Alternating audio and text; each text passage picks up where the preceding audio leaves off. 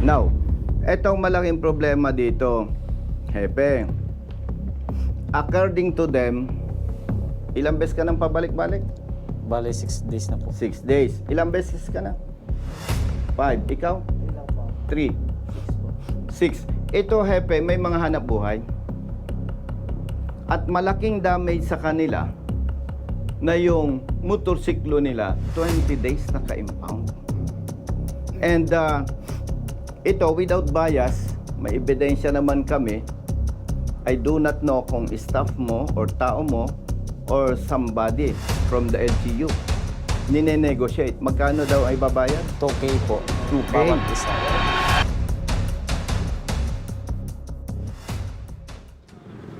Nandiyan si Hepe ng Poso. Sa Poso ka ba? Sa CDR po kami, sir. Update po kami. Sino yung 5 riders? Kami po, sir. 1, 2, 3, 4. Nasaan yung isa? Nag-arkila po, sir, ng Bicol. Nag-arkila po, sir, ng motor para po makauwi sa Bicol kasi O, importante sige. daw. Let's go.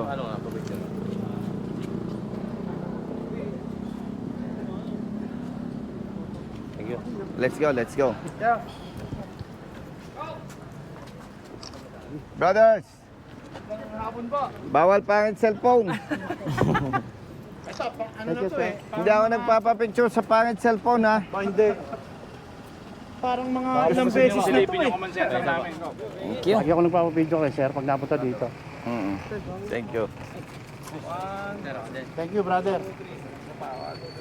Umuwi na kayo, Pasko Sir, kayo na. dalawa, sir, bibigay ko dun sa namin sa Thank you. City disaster. Kayo, 24 oras, ha? Alitan lang po. Kahit holiday, ano? Yes, sir. Okay, thank you. Sige po, sir.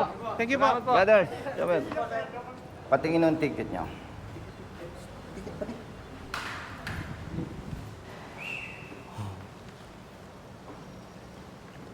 Isa lang. 5 kayo. Opo. Ano itong nakasulat na 1,500? Yun na po yung babayaran dapat namin. Sir, Ang kwento ninyo, nagiinuman kayo doon sa lugar. Opo. Tama? Opo, aminado po kami dun sa Aminado kayo. ginagawa namin. Nadatnan kayo ng enforcer, sinuli kayo. Opo, pinuntahan po kami, diretso na po, hiningihan kami ng ORCR, then license. Then Tapos ticket na po sinabi, agad. reckless driving, driving under the influence of liquor. Ano pa? Dito po, sir, naglagay po sila dito, sir, ng overspeeding. Overspeeding. Nagiinuman kayo, di ba? Opo. Ba, Nakaparking po yung mga motor namin sa taas ng nako. lote. Ako, 100% Brother Matt, naniniwala sa kanila. Dahil mismong post ng hepe ng traffic, Brother Matt, tumutugma sa statement nitong mga riders. Tapos kung December 3 kayo nahuli na impound ang motorsiklo, ngayon ay December 23. 20 days na. May tanong, naghahanap buhay? Opo. Saan? Sa Rayon ng Electric Philippines So, Corporation. 20 days ka nang naperwisyo, wala kang motor. Opo. Ikaw, nagtatrabaho? Ha? O di, naperwisyo ka. Wala kang nagagamit na motor. Ano? Alas po. Ikaw, Sunburst Energy po. ganun din. Service mo yon. Ikaw, nagtatrabaho ka rin. Kung kayo sasang-ayon sa akin, hindi ko kayo pinipilit, ayusin natin to. Tapos, magsasampa tayo ng kaso. May abogado tayo. Kasi okay lang po sa amin. Gawa po ng na-perwish po. Tama. Good afternoon, brother. Nakasir na kayo ng balik namin sa internet. Mga nakailang beses na bumalik? Ako po, sir, 6 na po. Sila 6 na balik na ikaw. Ikaw, Halos, ano, 5? Ay, ikaw 3, tapos kami po 5. 5. Kasi pinapalo up po namin talaga. So, ang dami na nandan nyo sa kanila. Okay lang sana na maperwisyo kayo kung tama ang pagkahuli. Opo. Lagi lang sabi sir, bumalik na tapos tatawag daw sa Antay na lang Balik. po ang tawag ni Chief. Yun lang daw po ang palagi po nila sinasabi sa Ang amin. hindi naman tayo nanghuhusga sa kapwa, Brother Matt. Ang aking nakikita, naghihintay ng areglo. Opo. May nagsabi ba sa'yo, nag-message na ganito na lang bayaran mo? Meron ba? Meron po. Nandun na rin Meron? po yung evidence namin. Sa'yo, magkano ang hinihingi? lahat po kami tag-2K. Tigto 2,000. Isang, Tapos, isang okay number na. lang po ang kinontak nila, tapos magsabi na lang daw po. Sa akin po yung unang Sa kanya po unang tumawag po. Tapos nag-text po. May tawag pa. Una po tumawag. Na-record mo. Hindi po kasi di naman po alam niya na yun Ito, po. may number siya. Yan. Ay, tama yan. Very good. Tapos ito po sir nakapangalan, taga Taga-munisipyo daw po siya. Pero nung tinanong po namin sir, hindi po kilala. Hindi, pwedeng yan ay asset nung Puso. nandito sa enforcement unit. Kasi kung hindi sila kasali dyan sa anomalya na yan, di dapat nirelease na yung motor ninyo. At sinasabing may mumultang 1.5, ipagpalagay kung naniniwala silang tama, Brother Matt, yung kanilang ginagawa. Dapat hindi na inabot ng 23 days, 20 days. Oo nga po. Yun po ang binabalik Dapat po namin. binayaran na yung multa, na-release na. Opo.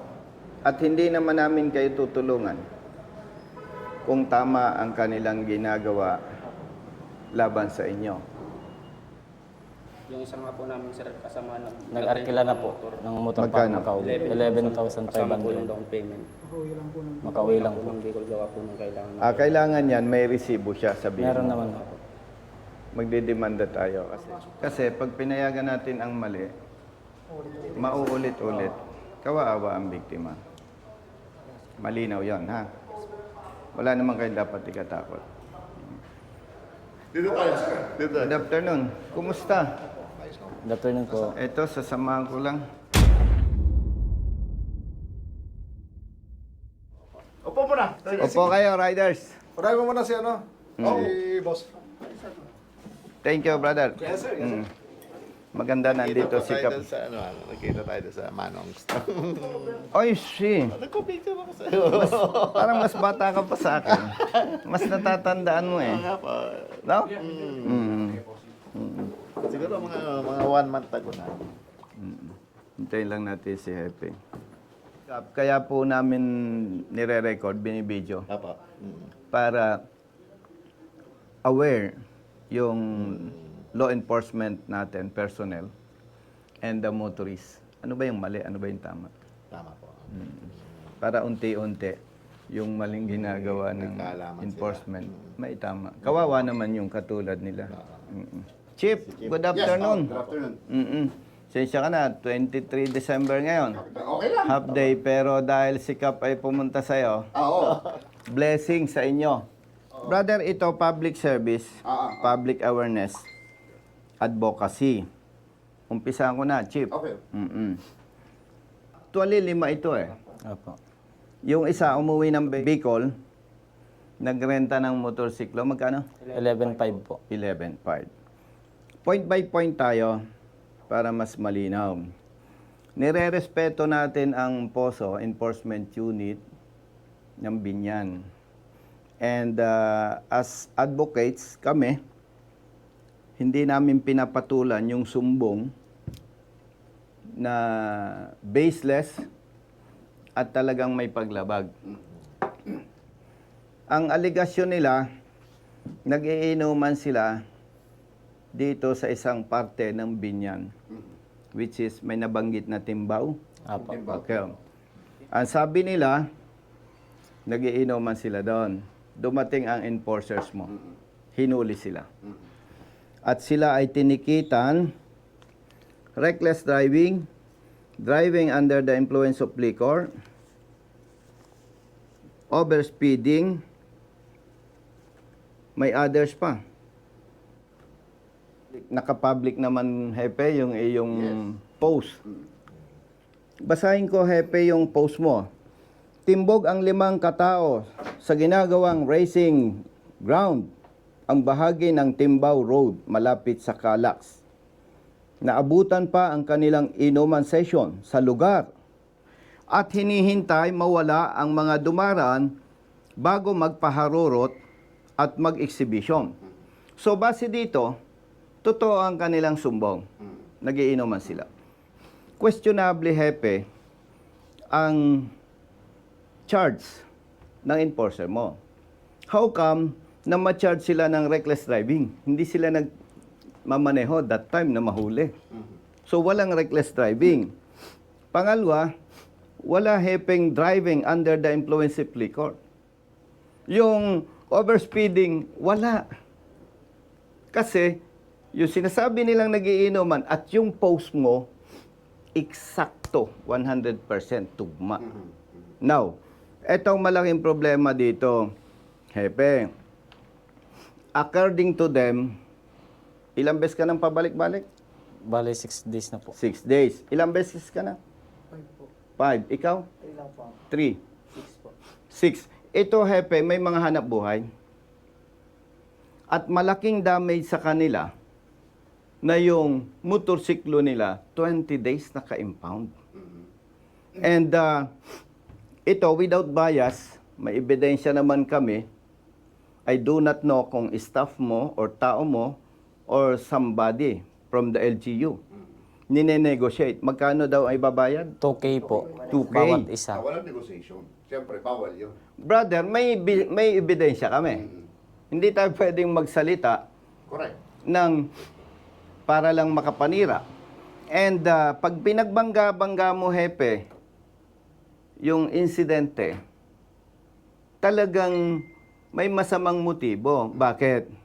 Ipagpalagay, Hepe, tama ang apprehension ng tao mo. Di dapat unang balik pa lang nila o magbayad ka, 1.5. So, we are here with respect sa iyo. Siguro magkakaintindihan tayo na yung alegasyon nila at yung post mo, totoo, na walang reckless driving, walang driving under the influence, walang overspeeding, walang other violation. Dahil nung nahuli sila, nagiinuman. Sa pagpapatupad ng batas, hindi pwede tayong mag-assume, hindi pwedeng mag-speculate. Sa ngalan ng public service at ng tamang pagpapatupad ng batas, dapat i-release itong motorsiklo nila. Colonel, unang-una, ganito yan. Unang-una, yung allegation kasi nila, kasi pare-pareho tayong wala doon sa situation, di ba? Tama naman yun sa'yo na dapat kapag meron tayong dapat patunayan sa ngalan ng paglalahad ng tamang ebidensya, dapat yan ay merong mga footage, merong patunay para sa pagbalanse natin. Kasi yung pinagmulan yan, Colonel, para lang sa clarification, talagang may tipster. Naiintindihan ko dahil dati akong pulis. Pwedeng sabihin natin na totoong sila drug racers. Correct. Pero yung narrative nila at narrative mo hindi papasa ito. Are you saying na chismis lang yung post mo? Kasi pag sinabi mo, Hepe, na, ay sir, sorry, we have to conduct investigation. Kasi sabi ng mga bata ko, nakasampa sila sa motorsiklo, tumatakbo ng mahuli. Kailangan magpakalalaki ka, Hepe, bawiin mo ito. Yung pagdating kasi sa narrative ng story, gaya ng sinabi ko sa iyo, nakita nyo naman, plain ang aking post. Ang post ko ay hindi pwedeng pasinungalingan kasi nasa gobyerno tayo eh. Ang ibig ko sabihin dyan, Colonel, ganito kasi yun, may tip, kaya nagkanda. Ang pagkakamali dyan ng tao, kung meron talagang pagkakamali, unang-una, na-quote by in the act. Yun yung karugtong na sasabihin ko. Karugtong, kasi may tip eh. Yung sinasabi nila, tugman-tugma sa Tama. statement mo eh. Tama. Oh. Ang linaw eh. Nahuling nagiinuman eh. How come na ma-charge sila ng overspeeding? Driving under the influence of liquor. Ay sabi mo, quote and the act. So, magkakaroon tayo ng argumento kung sasabihin mong, Colonel, we have to conduct further investigation kasi napaniwala lang ako ng mga tao ko. Yung post ko na yan, hindi ako sigurado. Pero ang linaw, Hepe. Yes, tama. Ang linaw eh. Kaya nga ako, very brave, humarap sa iyo eh. Correct. Dahil yung statement nila, pinagtibay ng statement mo. Oh. So with that, 100% ako naniniwala lahat ng violations sinards mali. Kaya dapat i-release ang motorsiklo nila with respect to your sir. office. At dapat talaga, sir, naka-release na yan. Lumalabas, tumitibay yung aligasyon na may nagne-negotiate sa kanila. Yun Why? Kung walang negotiation, the first day pa lang punta nila, release na ang motor. O iyo, bayaran mo ito. Hindi Oh. pwede ang negotiation. Sino ang nag-negotiate sa inyo? May number lang po tumawag muna po sa kanya, tsaka po doon na po May number, humaba yung- pero hindi muna natin ilalabas. Apo. Kasi Yun ang mali. may gagawin pa tayong kasunod. Kawaawa naman sila. And ako, hepe, kilala mo ko. Kung mali, mali. Kung tama, tama. Kasi wala naman akong mukhang ihaharap sa'yo kung parang binabarako kita. Dahil mali naman talaga na babarakuhin kita. Wala sa prinsipyo natin yon. Ang ikinakasakit lang ng kalooban ko, kawawa yung mga ganitong tao. Actually, Colonel, to be honest, hindi ko alam na hindi pa nare-release yan. Ang sabi ko talaga, Colonel, sa tao ko, lahat ng nakakompromise, alisin nyo na magpapasko. May burden sa damdamin ng mga yan. Hahabulin namin yung danyos doon sa mga riders, especially yung umuwi ng Bicol. Nagrenta ng motor, 11,000. And our intention here is to correct yung maling ginagawa ng tao natin. Katulad yan, kawawa itong mga to. Kaya bumili ng motorsiklo, inconvenience sa kanila yung mag-commute. Itong ticket talaga, last ako ang touch nito. Last touch ko to para pirmahan yan. Kasi ang ginagawa ko dito, Colonel, lalo na kapag katulad niyan, ini-inform natin saan galing ang buhay, anong background niyan, dinidiscountan ko pa yan. Kahit na siyempre, hindi Actually, salamat sa nabanggit mo. Pero pag ako ito at tanungin, kaya naghihirap tayong mga Pilipino malambot. Pag ako tatanungin mo, hepe, kung anong dinidikta ng ordinansa, kung anong dinidikta ng batas, yon, walang discount. Ayun lang, sa akin kasi meron nun. Ay, wag na kayong magbigay ng discount, itama na lang ang trabaho ng mga tao mo. Masaya na ang mga Ang motorista. mangyayari pagka ganun. Going back, hindi naman kita uobligahin kasi wala ako sa posisyon na magdikta. But base sa mga ebidensya, base sa post mo, on behalf of the riders, nire-request ko, i-release ngayon yan.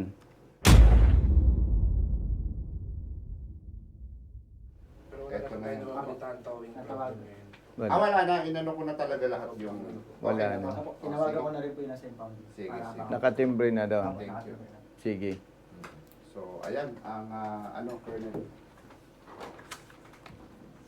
Paul Namoro. Namomoro ka yata. Alan Raimundo. Aljun po. Aljun. Okay. Raimundo.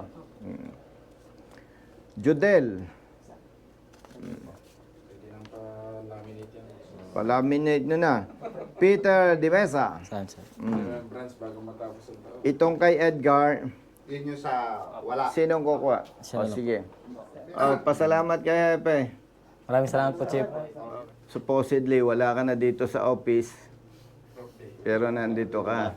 Pero Brother Matt, naniwala ka na sa akin.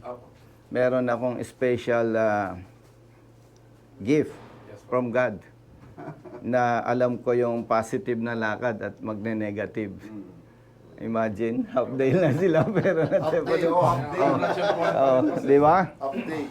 Babiyahe pa sila ng Bicol. Inihintay yung motorsiklo Pero nila. taga saan kayo? Mga Taga Bicol taga po saan kami kayo? lahat. Nung nandun kayo, hindi kayo mga taga Timbao. Hindi po. Taga Loma po kami. Nagbo-board lang po kasi kami dyan para pumalapit sa company.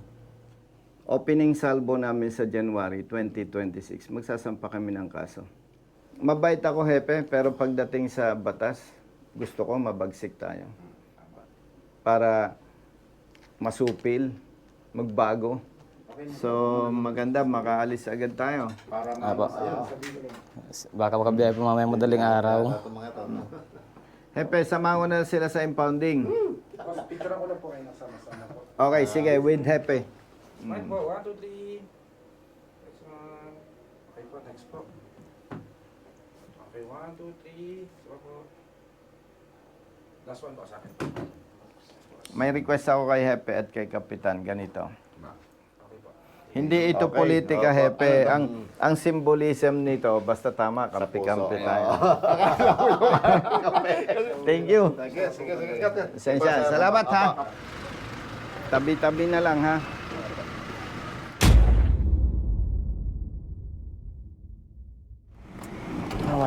May Ba kayo?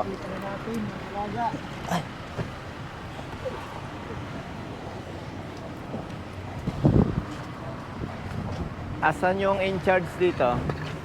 Saan nag-i-stay? Brother, ikaw in charge? May order na yung release ng motor nila, ha? O, dyan na lang. Sige. Tabi-tabi. Brother, balita. Ito po yung tumawag po sa inyo. Anong problema mo? Ang sa akin naman po, nakarehistro po yung motor ko, may lisensya din po ako, kompleto po. Tapos, ang ginawa po, ang violation ko po yung sa power pipe po. Ang ginawa, di ba po, Sinukat ba yan? hindi po ginamitan ng decibel ko. Taga saan ka? Sa ano po ako na-uwi, Santa Rosa po, pero sa Kailan ka nahuli? linggo po. Nung kinakausap ko po yung naniket, ba't po nila i-impound, dapat po ticket lang. Oo. Tapos kung sakaling mali po yung pipe, dapat yung pipe lang po. O, tama. Hindi po nila po ako kinausap, tumalikod lang po, tapos impound daw po talaga. Bilisan nyo at mainit. Brother, kumusta? 1, 2, 3, smile po. Okay po. Okay. Cellphone nyo, kuya. Next po, next. Sa cellphone na lang po, pasa-pasa na lang tayo. 1, 2, 3. Okay po, next po. 1, 2, 3. Okay po, next po. 1, 2, 3. Brother, yung dalawang babalik mamaya, ha? Okay, thank you. Isa pa, baka mawala. Isa kasi akong cellphone kaya bumalik. Isa pa. Bus ko to.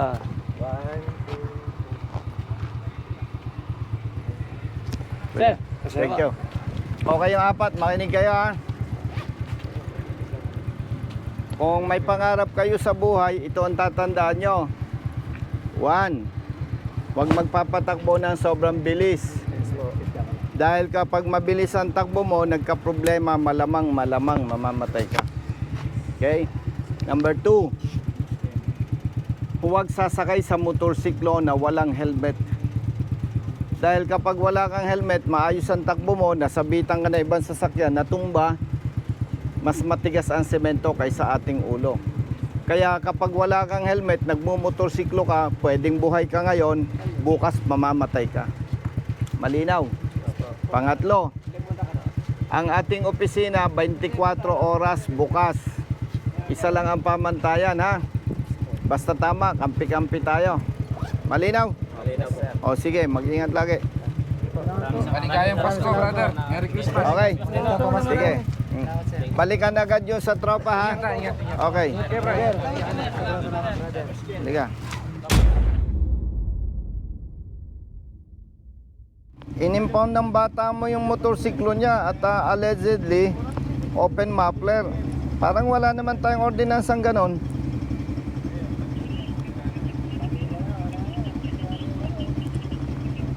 At saka hindi sinukat ang muffler nito, eh, basta inimpound lang.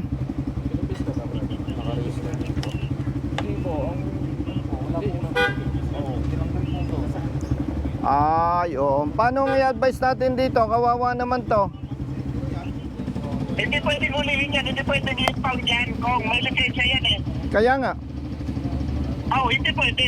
Hindi Ay, pwede yan. nandito hepe, naka-impound na. Papuntahin ko sa office mo at ipa-Christmas natin yung release ng motor. Kawawa naman.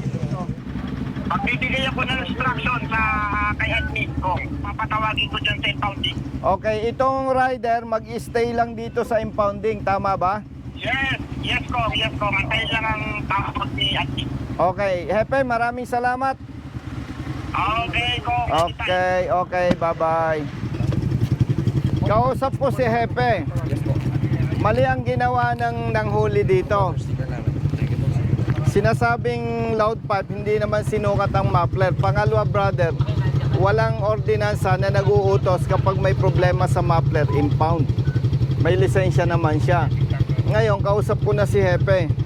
Tatawag si admin, magbibigay ng order sa inyo na i-release ang kanyang motorsiklo. Kaya bale, hihintayin nyo lang yung advice ni admin. Sige po. Okay? Brother, may number kayo ni Brother Matt. Malaman ko ang resulta bago mag alas 5. Malinaw? Mayroon akong verbal request sa inyo, ha. Pag may utos si admin, i-release ang motorsiklo, kailangan nakasapatos ang magmamaneho. Tapos may helmet sila pareho. Okay? Yung bang muffler nila saan napunta? Confiscated ako sa office. Nasa office. Oh brother, mali yung ginawa sa inyo. Hindi sinukat ang sound level ng motorsiklo.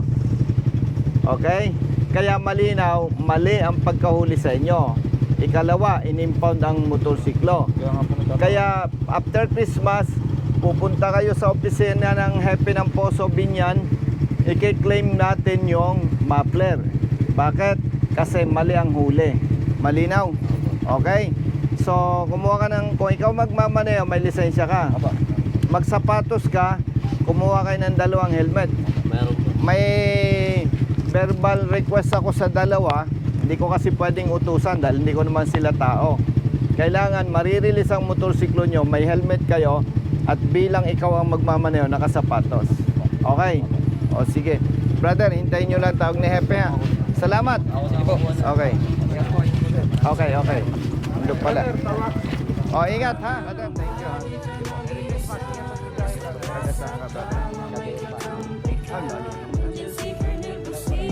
Kaya pala yung kulay.